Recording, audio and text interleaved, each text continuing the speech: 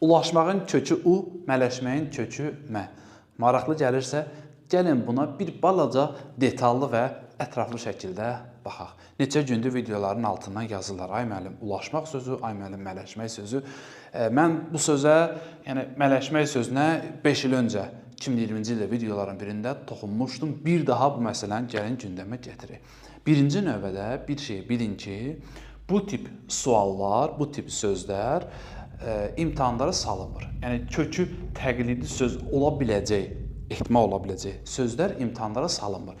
Yəni necə salınmır? Məsələn, sözün kökünü göstərir. Sənə kimsə imtahanda mələşməyin, ulaşmağın kökünü ciddi imtahanlarda, dövlət əhəmiyyətli imtahanlarında, DİM-də və yaxud Təhsil Nazirliyində sənə kimsə bu sualı verə bilməz. Bu qərardır və Təhsil Nazirliyində, Dövlət İmtahan Mərkəzində hər ikisi ciddi bir qurum olduğu üçün, kifayət qədər yaxşı test hazırlama bacarıqları olduğu üçün belə şeylərə, ucuz şeylərə getmirlər.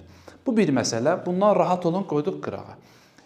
İkinci bir məsələ. Gəlin bununla bağlı subyektiv öz fikrimi deyim. Yəni mən bunu necə götürərdim?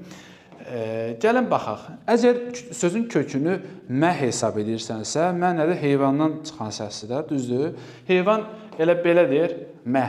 M-ə, mə. Belə deyir heyvan, yoxsa məni əlsin uzadır, çoxlu ə deyir də. Hətta heyvan var ki, uzadır, əni uzadır, ədə də boğazlar vurur. Qoyunlar ya inəklər məliyində fikir yox, ədə bir dənə boğazlar eləyir, gəl görəsən. Ulaşmaqda, siz bir dənə çaqqallar uluyanda bir dənə fikir verin.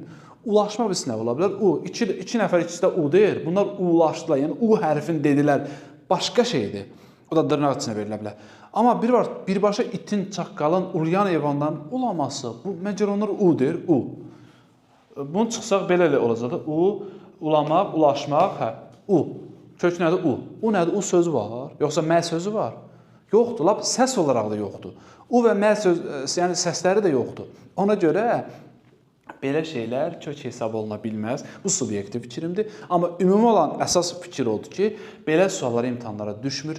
Müəllimlərə də məsləhət görərdim ki, belə şeylərlə uşaqların beynini çaşdırmayın. Uşaqlara da məsləhət görərdim ki, bu tip məsələlərlə, bu tip şeylərlə vaxtınızı itirməyin. Bunlar sizin üçün sadəcə vaxt itkisidir.